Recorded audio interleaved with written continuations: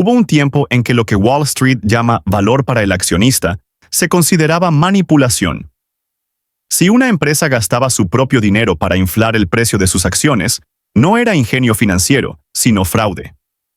Los ejecutivos podían ser arrestados, las empresas multadas y sus reputaciones arruinadas. Hoy es todo lo contrario. Las recompras de acciones, el acto por el cual una empresa recompra sus propias acciones para aumentar su precio, se han convertido en el motor más poderoso del mundo corporativo estadounidense. Impulsan los mercados, inflan las bonificaciones de los directores ejecutivos y transfieren discretamente billones de dólares a los accionistas, sin crear un solo producto o empleo nuevo.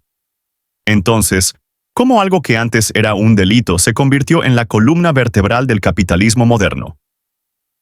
Bienvenidos a El Historiador Financiero, donde el dinero, el poder y la historia se fusionan. Y nada es tan simple como parece. La historia de las recompras de acciones comienza con un colapso. En la agitada década de 1920, los mercados eran tratados como casinos. Los ejecutivos manipulaban los precios de sus propias acciones. Los banqueros lanzaban acuerdos con información privilegiada y las fortunas subían y bajaban de la noche a la mañana. La bolsa de Nueva York era un teatro de ilusión, y todos querían un papel protagónico. Cuando llegó el crack de 1929, los trucos que impulsaron el auge se volvieron letales.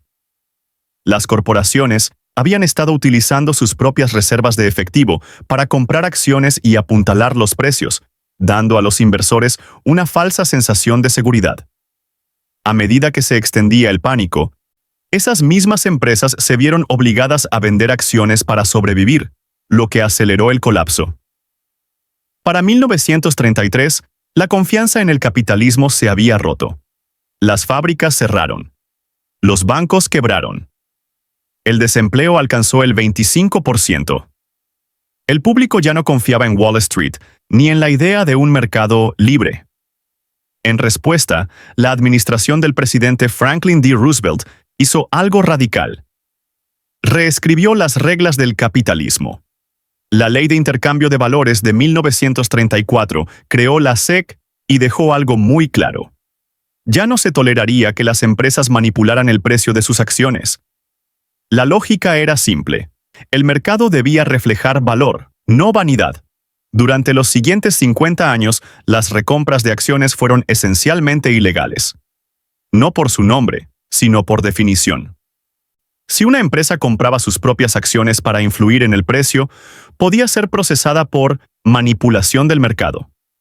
Y así, durante medio siglo, la economía estadounidense creció sin este truco. Las corporaciones reinvertían sus ganancias en investigación, fábricas y trabajadores. Los directores ejecutivos eran constructores, no comerciantes. El mercado de valores era una medida del poder industrial, no de la precisión contable. El sistema no era perfecto, pero era productivo. Hasta que una idea lo cambió todo. En 1970, comenzó una revolución silenciosa, no en las fábricas, sino en las universidades. Economistas como Milton Friedman comenzaron a argumentar que la única responsabilidad de las empresas era aumentar el valor para los accionistas. Para muchos líderes corporativos, esto representó una liberación. Habían pasado décadas siendo juzgados por la estabilidad y el empleo. Ahora podían centrarse en lo que realmente importaba, el precio de las acciones. Para la década de 1980, esa filosofía alcanzó su momento político perfecto. Ronald Reagan llegó al poder prometiendo desregulación, un gobierno más pequeño y fe en el mercado. Wall Street estaba en ascenso.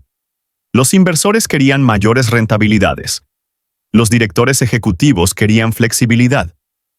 Y las empresas estadounidenses querían una forma de impulsar los precios de las acciones al alza, sin esperar la lenta maduración del crecimiento real. No querían cambiar lo que habían construido. Querían cambiar su apariencia. Llegó 1982. Mientras pocos prestaban atención, la Comisión de Bolsa y Valores de Estados Unidos, SEC, aprobó discretamente la norma 10b-18. Una regulación de una sola página que transformaría el capitalismo durante los siguientes 40 años. La norma creó lo que se denominaba un puerto seguro. Permitía a las empresas recomprar sus propias acciones sin ser acusadas de manipulación del mercado, siempre y cuando se mantuvieran dentro de unos límites diarios flexibles. Sin debate en el Congreso, sin audiencias públicas. Solo un sutil cambio de norma en plena revolución de Reagan. De un plumazo, la SEC legalizó lo que generaciones de reguladores habían prohibido: el derecho de las corporaciones a manipular el precio de sus propias acciones, siempre y cuando lo llamaran devolver valor a los accionistas. Los resultados fueron inmediatos y trascendentales. Antes de 1982, las empresas rara vez recompraban sus propias acciones. Pagaban dividendos, invertían en investigación y ampliaban la producción. Después de 1982, las recompras se dispararon. Al principio, era un goteo, unos pocos miles de millones de dólares al año. Luego se convirtió en una adicción. Para la década de 1990, las recompras superaban los 100.000 millones de dólares anuales. Para la década de 2000, eran un comportamiento corporativo normal. Y para la década de 2010, alcanzaron niveles astronómicos, más de $1 billón al año. La lógica era elegante y devastadoramente simple. Cuando una empresa recompra sus propias acciones, el número de acciones en circulación disminuye. Menos acciones significan mayores ganancias por acción, incluso si las ganancias totales se mantienen iguales. En el papel, la empresa parece más rentable. Los precios de las acciones suben. Las bonificaciones de los ejecutivos, vinculadas a esos precios, se disparan. No hay nuevos productos. No hay nuevos empleos. Solo matemáticas. Esto no era capitalismo en movimiento, era contabilidad. Como alquimia. Las recompras se convirtieron en el equivalente corporativo de la cirugía plástica. Una forma de verse más joven y valioso sin cambiar realmente lo que hay en el interior. Y a Wall Street le encantó. La década de 1990 convirtió el truco en una forma de arte. Las empresas tecnológicas, repletas de compensaciones basadas en opciones sobre acciones, comenzaron a recomprar acciones para compensar la dilución de esas mismas bonificaciones, utilizando efectivamente el dinero de los accionistas para inflar sus propios cheques de pago.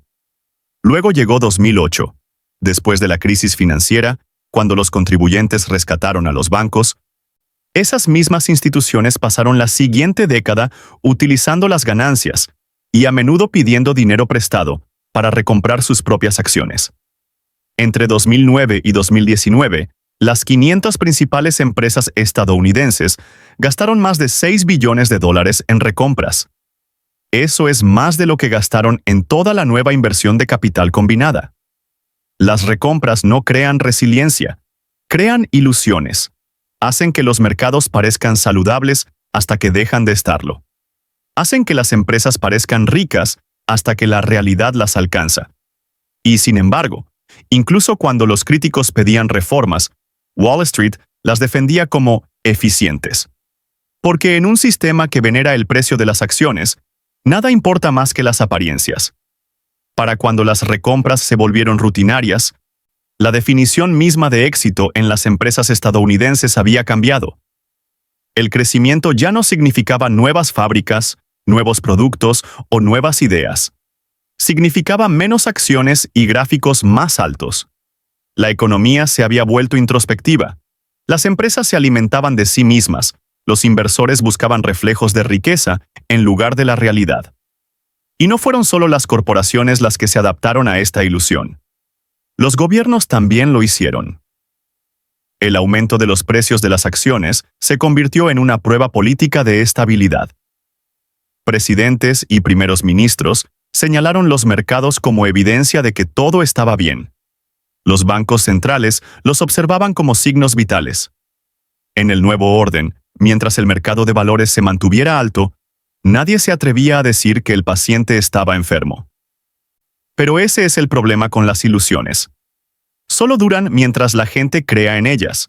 Cuando las recompras de acciones surgieron en la década de 1980, Sus defensores argumentaron que se trataba de una asignación eficiente de capital. Si una empresa tenía efectivo extra, ¿por qué no devolverlo a los accionistas en lugar de malgastarlo? En teoría tenía sentido. En la práctica, vació el sistema. Al canalizar efectivo hacia los accionistas y ejecutivos, las empresas dejaron de invertir en resiliencia a largo plazo. La investigación y el desarrollo se ralentizaron. Los salarios se estancaron. La productividad se estancó. Mientras tanto, los ejecutivos se enriquecieron más que nunca, no porque lideraran mejor, sino porque las reglas les permitían comprar bonos más altos. Sus paquetes de compensación estaban vinculados a los precios de las acciones, y las recompras eran la forma más fácil de impulsar esos precios al alza. Ese es el ingenio oculto de la manipulación legalizada. No rompe el sistema, se convierte en el sistema. Para 2018, las corporaciones estadounidenses gastaban más en recompras que en inversión de capital. Apple, Microsoft y ExxonMobil por sí solas representaban más del 20% del total de recompras corporativas.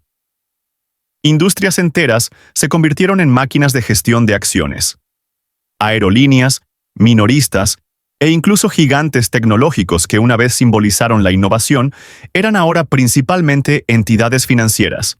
Su producto principal no era hardware ni servicios, sino rentabilidad para los accionistas. La crisis de 2008 debería haberla acabado. Cuando la economía colapsó, quedó claro lo frágil que se había vuelto el sistema. Pero en lugar de reformas, los rescates restauraron la ilusión. Los bancos centrales inundaron los mercados con dinero barato. La deuda se volvió casi gratuita. Las empresas pidieron préstamos para comprar sus propias acciones, creando la mayor transferencia de riqueza de la historia moderna. Entre 2010 y 2020, las corporaciones estadounidenses gastaron más de $7 billones en recompras. Ese es el PIB de Japón. El 1% más rico, que posee más de la mitad de todas las acciones, se apoderó de casi todo. Los trabajadores se quedaron sin empleo. Los ejecutivos obtuvieron bonificaciones récord. Y así, el ciclo se repitió, solo que a mayor escala. Para cuando llegó la pandemia, las empresas estaban más apalancadas que nunca, y cuando los ingresos se desvanecieron, las mismas corporaciones que habían pasado años inflando sus propias acciones se alinearon para recibir rescates públicos. El dinero que podría haber generado resiliencia se había esfumado, convertido en máximos en el precio de las acciones y bonificaciones trimestrales. La ilusión era completa. Las ganancias habían reemplazado al valor, y la supervivencia se había convertido en el problema del trimestre siguiente. Las recompras ya no eran solo una herramienta financiera. Eran una ideología. Un símbolo de un sistema que premia la extracción sobre la creación. La eficiencia sobre la resistencia. El efecto sobre la desigualdad fue asombroso. Cada recompra enriqueció a quienes ya poseían acciones. El 10% más rico de los estadounidenses, que ahora posee casi el 90% de toda la riqueza del mercado de valores. Para todos los demás, el crecimiento salarial quedó rezagado respecto a la inflación, mientras que los ahorros se erosionaron por el aumento de los costos. La escalera a la prosperidad seguía ahí, pero ahora faltaban los peldaños. Y a medida que este desequilibrio crecía, los mercados se volvieron adictos a las recompras. No eran solo un resultado de la prosperidad, eran su ilusión. Sin ellas, las acciones caían. Así que las empresas se endeudaron aún más para mantenerse a flote. Entre 2010 y 2020, las corporaciones. La deuda consumida se duplicó. Los balances se dispararon. Las ganancias parecían infinitas, porque el sistema había aprendido a reciclar dinero más rápido de lo que podía crearlo. Lo que antes era manipulación, ahora era política monetaria. Porque cuando el mercado se desploma, no solo los inversores entran en pánico, sino también los gobiernos. Las mismas instituciones que una vez prohibieron la manipulación, ahora dependen de ella para mantener la confianza. Los altos precios de las acciones calman al público, impulsan las pensiones y hacen que los líderes parezcan competentes. Y así, La ilusión sigue creciendo. Silenciosa, hermosa y peligrosamente. Si esto les suena familiar, debería. La década de 1920 funcionó con el mismo combustible. Dinero barato, acciones infladas y fe en un crecimiento infinito. Y al igual que entonces, las señales de advertencia están por todas partes. Cuando un sistema prioriza las apariencias sobre la productividad, cuando recompensa a unos pocos por inflar las cifras de las que dependen muchos, cuando el capital deja de circular y comienza a concentrarse, el colapso es solo cuestión de tiempo. Se suponía que las recompras eran una señal de fortaleza, una prueba de que las empresas creían en sí mismas. En cambio, se convirtieron en la prueba de que ya no la necesitaban. ¿Para qué invertir en el futuro cuando se puede comprar el pasado y llamarlo ganancias? Esta es la ironía definitiva. El mismo mecanismo que una vez destruyó los mercados, ahora es celebrado por sostenerlos. Lo que antes era manipulación, ahora se llama eficiencia.